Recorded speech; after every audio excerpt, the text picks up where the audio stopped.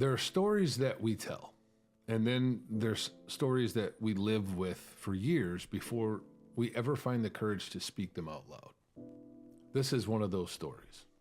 Last summer, I did something that didn't make a lot of sense on paper. I took my rescue dog, Sophie Grace, I loaded up my car, and I drove around the entire United States. No tour bus, no team, no agenda built for comfort, just the open road. Over the course of 2 months, Sophie and I drove more than 10,000 miles. We crossed deserts, we crossed cities, we crossed entire versions of ourselves. We slept in places built on luxury, and we slept in places that were built on survival.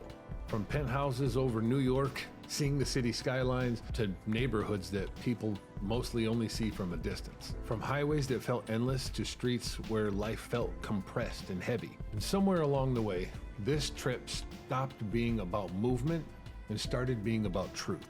I didn't take this journey to escape my past. I took it because I've learned something the hard way. You don't heal by outrunning your story. You heal by turning around and facing it head on. For most of my life, trauma wasn't something that I talked about. It was something I adapted to. I learned how to function, how to perform, and how to survive. And for a long time, that looked like strength. But survival and healing are not the same thing. This series exists because trauma doesn't always look like crisis. Sometimes it looks like success, ambition, addiction, silence. And most of the time, it looks like people doing the best that they can with something they were never taught how to carry.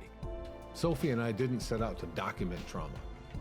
We set out to understand how it lives in everyday life, in everyday people, in places you would not expect it, and in places you would expect it all too well.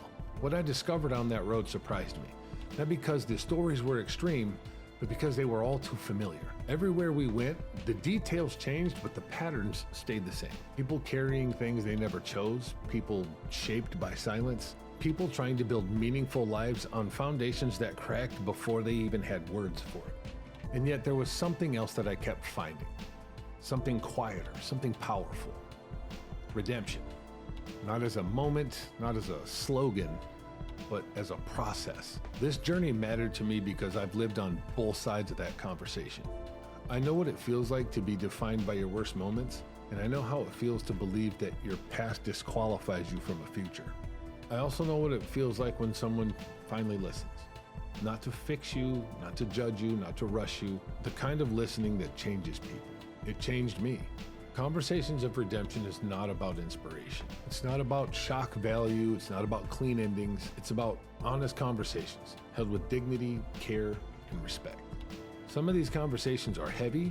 Some are uncomfortable. Some are quiet. Some are not shot very well. Some are in noisy cafes or in noisy lobbies. Some are in quiet rooms. But all of them are real. Each city on this journey represents something more than just geography. Different lives, different stories, different expressions of the same human needing to be seen. It's courage. The courage to speak, the courage to reflect, the courage to take responsibility for what healing actually asks of us. This series is the result of a journey that changed me. It slowed me down. It taught me how to listen. It reminded me that redemption doesn't begin when everything is fixed. It begins the moment the truth is spoken. So welcome to the Conversations of Redemption. Over the next 8 weeks, I'll be releasing one conversation, one video every week that documents this 2-month journey through healing, trauma, pain, discovery. So I hope you'll join in and tag along. Please comment, let me know your thoughts on every episode. I'll be in the comment section live during the premiere. If you find some type of value in it, please share it. Please subscribe.